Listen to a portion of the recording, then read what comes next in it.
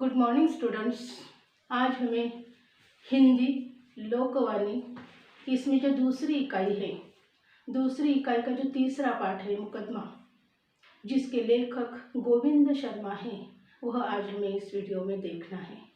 सबसे पहले हमें देखना है लेखक का परिचय। सन 1946 में संगरिया इस जगह जो राजस्थान में स्थित है, वहाँ इन महान कहानीकार का जन्म हुआ है। गोविंद शर्मा जी ने बाल साहित्य में अपना महत्वपूर्ण योगदान दिया है। बाल साहित्य में उन्होंने बाल नाटक, बाल कहानी, बाल उपन्यास यह लिखे हैं और वो बहुत ही मशहूर है। इसके साथ साथ उन्होंने व्यंग, जीवनी जैसे किसी के जिंदगी के पे आधारित रहता है, उपन्यास आदि विधाओं में भी लेखन किया है। प्रस्तुत पाठ यह मुकदमा हवा पानी का इस कहानी संग्रह से लिया हुआ है।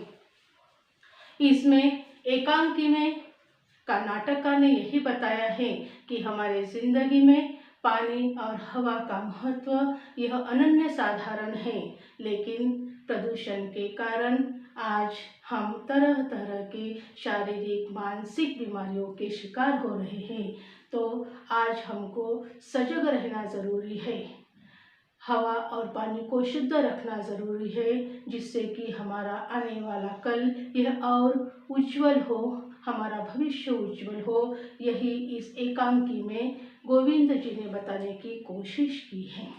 अब इस एकांकी में राज दरबार बताया हुआ है। महाराज, मंत्री, शिकायत करने वाले लोग, जिसके बारे में शिकायत की है वह सभी यहाँ हैं। राज दरबार लगा हुआ है और ऐसे समय महाराज मंत्री जी से पूछ रहे हैं, मंत्री जी क्या शिकायत करने वाले लोग आ गए हैं? हाँ महाराज, शिकायत करने वाले लोग आ गए हैं। क्या जिनके बारे में शिकायत है वह लोग भी यहाँ आ गए हैं? उनको भी बुला लिया गया है? हाँ महाराज, उनको भी बुला लिया गया है और वह बगल के कमरे में बैठे हैं। मंत्री जी ने कहा, महाराज इस बार जो शिकायतें हैं वो सिर्फ हवा और पानी के बारे में ही है। महाराज ने कहा, ठीक है, उचित कार्यवाही शुरू की जाए। सबसे पहले पानी को बुलाया जाए और पानी यहाँ एक लड़का पानी के रूप में यहाँ आ रहा है, जिसने गीले कपड़े पहन रखे हैं और गीले कपड़े में भीगे कपड़ों के नीचे उन्होंने टेप रिकॉर्डर को छुपा रखा है, जिसमें से कल कल के पानी की ध्वनि यहाँ सुनाई दे रही है। बड़े ही नम्रता से पानी यहाँ आकर खड़ा हो जाता है और महाराज की जय जयकार करता है। महाराज कहते हैं, पानी, तुमसे इन लोगों की शिकायत है। अगर यदि शिकायत सच साबित हुई तो राज्य के कानून के अनुसार आपको उचित दंड दिया जाएगा। पानी कहता है, महाराज मुझे मालूम नहीं है यह लोग मुझसे क्यों नाराज हैं। मैं तो एकदम निर्मल हूँ, मैं एकदम स्वच्छ हूँ। उस पर मंत्री जी कहते हैं, महाराज लोगों की पहली शिकायत तो यही है कि पानी निर्मल नहीं रहा। आजकल नदियों में, गहवरों में सिर्फ गंदगी बह रही है, दूषित पानी बह रहा है और बीमारियों के कीटाणु पानी जिधर उधर फैला रहा है। बड़े ही शालीनता से पानी कहता है, महाराज इसमें मेरी कोई गलती नहीं है। आजकल लोग पानी की रखवाली ही नहीं कर रहे हैं, पशुओं को जोहड़ के भीतर छोड़ देते हैं, उनको वहाँ तैरने छोड़ देते हैं और पशु तालाबों में, नदियों में गंदगी छोड़ रहे हैं। गाँव में, शहरों में जो भी गंदगी रहती है वो लाकर डाल देते हैं, जिससे कि नदियों का, तालाबों का जो पानी है वो पूरी तरह से दूषित हो रहा है। पानी गंदा करने में मेरा कोई भी योगदान नहीं है। जो लोग हैं वही पानी को गंदा कर रहे हैं, वही पानी को दूषित कर रहे हैं। महाराज ने कहा, इसके बारे में आप क्या कहना चाहते हैं? तब लोग एक दूसरे की तरफ देखने लगे और फुसफुसाने लगे, फुसफुसाकर बातें करने लगे। तो उतने में एक आदमी यह कहता है, जो शिकायत लेकर आया है, ठीक है, यह हमने मान लिया कि हमारे वजह से पानी दूषित हो रहा है, गंदा हो रहा है, लेकिन महाराज यहाँ पानी की मनमानी भी चल रही है। कौन सी मनमानी चल रही है? पानी का कहीं बरसना और पानी का कहीं नहीं बरसना। वह अपनी मर्जी से चलता है। तो पानी ने जवाब दिया, नहीं महाराज, मुझ पानी की मर्जी कहाँ चलती है? जहाँ ढलान हो, जहाँ का माहौल अनुकूल हो,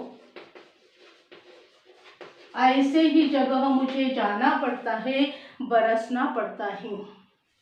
लोगों ने जंगलों को नष्ट किया है, पहाड़ों को काट डाला है और वनों को नष्ट किया है। ऐसे जगह पर बारिश का होना संभव ही नहीं है, और जब बारिश नहीं होती है तो यहाँ लोग मुझे जिम्मेदार ठहराते हैं। दूसरा शिकायत वाला कहता है, फिर अधिक वर्षा के लिए कौन जिम्मेदार है? तो पानी कहता है, बादल अगर बने हैं तो बरसात निश्चित ही होंगी, लेकिन बरसात होने के लिए अनुकूल माहौल का होना जरूरी है। जहाँ वर्षा का पानी बहना चाहिए, जहाँ नदी बहनी चाहिए, जहाँ मेरे लिए सुस्ताने के लिए पुरानी जगह है, वहाँ तो मैं जाऊँगा ही, लेकिन लोगों ने ऐसे जगहों को, वहाँ के जंगलों को काटकर घर को बना लिया है, और जब बाढ़ आती है तो इनके घर तो निश्चित ही डूबेंगे। यह कैसे संभव है कि लोगों के बनाए हुए गलियों और नालियों में मैं घूमता रहूं? महाराज, यह संभव नहीं है। तीसरा शिकायत वाला यह कहता है कि महाराज, हमारा जो गांव है वह सदियों से ऊंची जगह पर बना है। निचली स्तर पर हमारे गांव में एक भी घर नहीं है, फिर भी इस वर्षा में हमारा गांव बाढ़ का शिकार हुआ है। यह कैसे संभव है? यह जो पानी है वह पागल हाथी की तरह चलता है और आंख मूंद कर चलता है, और उससे हमको परेशानी सहनी पड़ती है। तब पानी यह कहता है, नहीं महाराज, मैं आंख मूंद कर नहीं चलता हूँ, मैं देख कर चलता हूँ, तभी तो जहाँ ढलान है वहाँ पर मैं चलता हूँ। ऊंची जगह जाने की कभी मैं कोशिश ही नहीं करता। लेकिन लोगों ने जहाँ पर अपनी बस्ती बना रखी है, इन लोगों ने जहाँ पर अपनी बस्ती बना रखी है, उसके पीछे जो पहाड़ है, उस पहाड़ को काट कर इन्होंने मैदान बना लिया है, और वहाँ के जो वृक्ष है, वहाँ के जो पेड़ है, इन पेड़ को इन्होंने काट दिया है, जिसके कारण इनको परेशानी का सामना करना पड़ता है। जब वृक्ष थे तब मैं धीरे धीरे उस वृक्ष से बहकर नदी और तालाब में समा जाता था, लेकिन अब वृक्ष की कटाई होने के कारण मैं खुद ही लुढ़कता हुआ गिरता हूँ। मुझे स्वयं ही पता नहीं होता है कि मैं कहाँ गिरूंगा। इस तरीके से महाराज, इन सब चीज़ों के लिए, इन सब परिणामों के लिए सिर्फ और सिर्फ लोग ही जिम्मेदार हैं। महाराज कहते हैं कि और कोई शिकायत? लोग चुप्पी साध लेते हैं, सिर्फ एक दूसरे का मुंह ताकने लगते हैं। इस पर महाराज कहते हैं कि मैं आपकी चुप्पी को मैं समझ रहा हूँ कि ये जो भी शिकायत पानी कर रहा है उन कारणों को आपने मान लिया है।